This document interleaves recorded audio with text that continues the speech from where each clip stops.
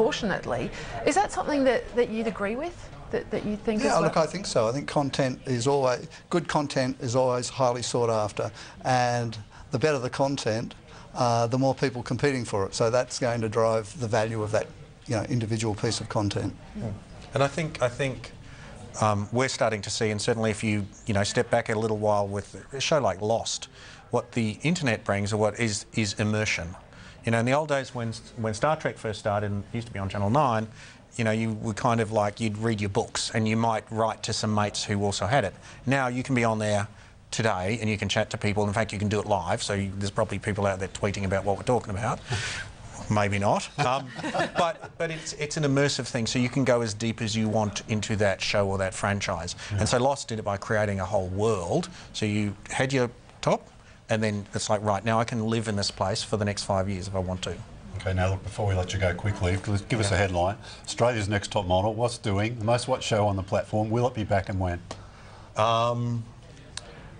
In robust discussion and... no, seriously. No, seriously. In robust discussion. So we'll be back? Yes, it will be back. It won't just disappear? No, absolutely. We'll be back, and we will announce something very shortly. Okay, great. Yeah. Great to have you both on the show. Thank you so much for joining us today, Peter and Ross. Do stay with us. We're just taking a very quick break on Media Week. After that, the latest radio ratings.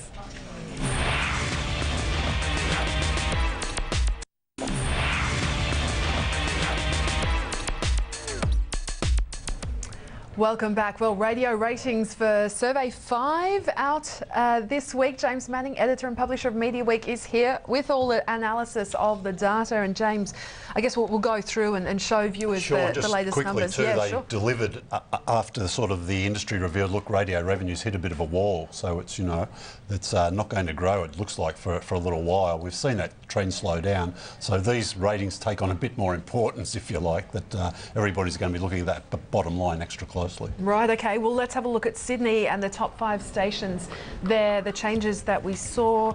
James, Smooth FM, obviously a bit of a focus. Yeah, not on that chart, but making some good progress. We've talked a bit about the station in the past, but did very well both in Sydney and Melbourne. But in Sydney, 2GB and Today still are the market leaders there. And WS still knocking on the door at second spot FM. Melbourne, we saw Triple M, it was down in the latest. Not a good look for Triple M. That came off the back of their news that Ben Amarthio, the general manager down there, who's had about 5-6 years running the two stations, done a great job. He's leaving for a job at Cricket Australia, so they'll need some new leadership down there. All right, let's have a look at what happened in Brisbane as well. Now, Nova, it was down, but still number one. Yeah, but the buffer they had was big enough to let them stay in number one. 97, I think, moving back into number 2 spot, or might have already been there, but the Triple M moved up again. It's been up and down a bit over the last few. It's always a very tight race there in Brisbane, isn't it?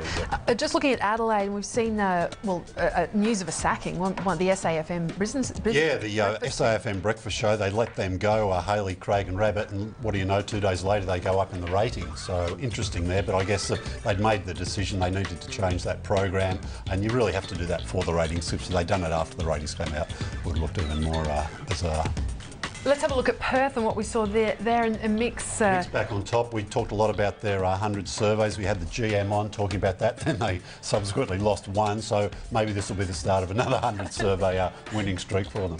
We will watch and wait. Now, I just wanted to ask you about one story this week in terms of social media. Well, a couple of stories actually, and it was quite interesting because we saw the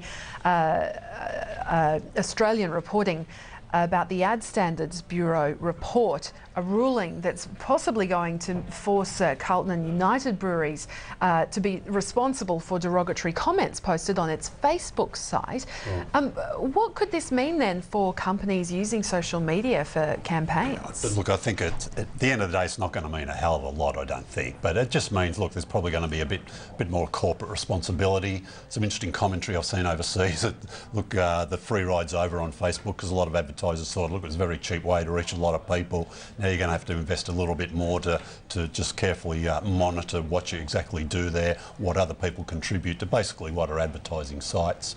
Part of me thinks that's a bit of a pity because, you know, the libertarian in me thinks, look, there's already too many rules and regulations, but I guess there is some limit on what, you know, people can put up with your product. Because on the other hand as well, you see 10 there promoting its new Puberty Blues show coming, which isn't till I think Wednesday next week. Yeah, I think they've had a window of 24 hours where people could go and watch it on Facebook. You had to go up and you had to like it. Something about Facebook I don't quite understand. But I think 10's probably, it's a concern that the show, a lot of younger viewers, Puberty Blues doesn't mean anything to them, so they needed to get a bit of traction in social media. That's probably a clever way of doing that. Absolutely. Well, let's just turn to publishing as well, and reports too that ACP could be up for sale. I mean, we've had these reports before, but now another bidder reportedly in the wings. Daily Telegraph in Sydney, a couple of journos Friday of last week came out and said, look, there's a deal that's nearly done, might even be announced today. That world exclusive has sort of remained a world exclusive. It hasn't happened yet, but their sources are very adamant. Look, a deal is very close, and if it's not announced, it means it's fallen over for some reason. Right, and the buyer would be Bauer, the big German media company. A lot of magazines in Europe, big setups in Europe and in particularly Great Britain and America. A little bit of investment in China, but otherwise nothing in this country. They license a couple of magazines here. All right, okay. Just turning as well, Marina Go, she's returned to publishing a new website called Women's Agenda with Eric Beecher. Yeah, with Eric Beecher. They worked together on a magazine a few years ago. They're sort of reunited. Marina's worked on a lot of publishing ventures over the years. The website looks great. It's just up. It's not very deep in content, but it's early days. They'll add to that every day with new content. But maybe a corporate Mamma Mia, if you sort of want to say that. And Mamma Mia's interestingly too branched out into radio this week. They've got a radio show on Southern Cross Stereo. And MX, the commuter daily in the East Coast capitals as well, it's made a bit of news this week. Yeah, they published last week a Olympic medal tally. The top 10, top 20 in the medals. Australia wasn't too good up there, but North Korea and South Korea were both there close together, so they retitled them Naughty Korea and Nice Korea as a bit of a laugh, and it got a lot of traction in social media, and the North Koreans actually responded this week too, saying, look, we don't think much of this MX newspaper. There you go, good publicity. Any publicity is good, right? Just staying with the Olympics, and the IOC has said that certainly in terms of the rights here for Rio, they're not going to start even talking about it until the NRL TV rights is done and dusted. Yeah, probably a good move, I guess. Wait sure that did. Never want to have two auctions going head to head. Yeah. There are people advising them on their sale on this market who would have given them that message. They've already done a few deals. A deal in Canada was interesting this week, so we like to track the money changing hands, and it was down on the previous rights deal. So the IOC is obviously realising that, look, the way the market is, there's going to be a lot of pressure on broadcasters to come up with a big wad of cash at the moment. So I think you definitely see the rights change hands for less money in Australia. Would Kerry Stokes get back into the bidding? No, you've got to think so. But then again, he'd be very wary of opting up too much, and there probably won't be the auction situation I think we almost had in Luzerne in Switzerland when 9 and Foxtel combined to outbid 7 last time.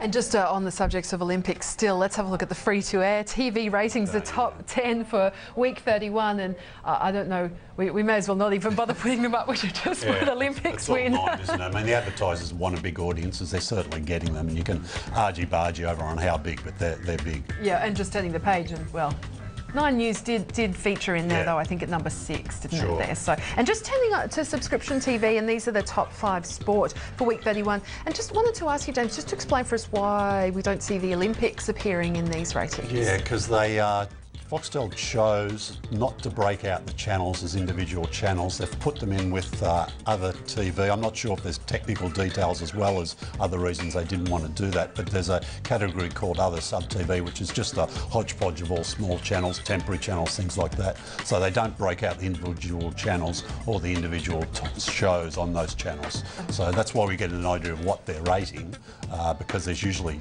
nothing in that, but it's been up quite big, those numbers lately. Yeah, absolutely. And just having a look at the top 5 non-sport there, and as we're speaking with Peter Hudson from TV1. Yeah, one of his programs up there, and a couple of Ross's too, the Modern Family and those Futurama, those animated series always do well on Foxtel. Just a quick check on some of the other news, and there's a lot to talk about. Was there much change in the Olympics ratings from week 2 to week 1? No, probably, if anything, slightly bigger share for 9 this week, so a few more viewers, but they've been very consistent. It's been, bang on every night, 1.6, 1.7 point, in million people.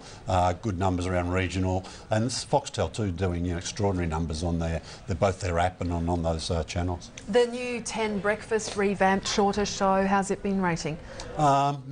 Pretty much the same, I just think it's a bit weird it finishes at 8:30. 10 have got their reasons, they need to get some kids content out, so they're choosing to put one of them at 8:30 and the other one in the afternoon, where the other channels clear out their morning schedules. I'm not sure how that will affect them, but I got a chance to speak to both the hosts this week, Kath and Paul Henry, so yeah, they're very confident. They've convinced the channel's in it for the long term, as we've discussed in the past, so yeah. And there's a massive launch of new programs coming, isn't there, following the Olympics? Absolutely, What's in store? Look, Nine, we talked to before a lot about this. Big Brother be very important to them. We'll have some initial ratings next week, see how that goes. They've also got a lot of drama, but people will gauge their success on that. Seven's been very quiet about what's going on. I think, look, they're an incumbent games broadcaster. They know this might be hard to get your message out there during the Olympic Games, so I think they're going to wait till the games finish, then they'll hit it hard. And 10's got a mix of stuff, puberty blues we mentioned, high class sort of drama. They're investing in a lot of reality too. I Will Survive and Everybody Dance Now. Yeah, lots to talk about, James. As always, thank you so much. Right. James Manning there from Mediaweek. That's all we've got time for. Thanks for your company.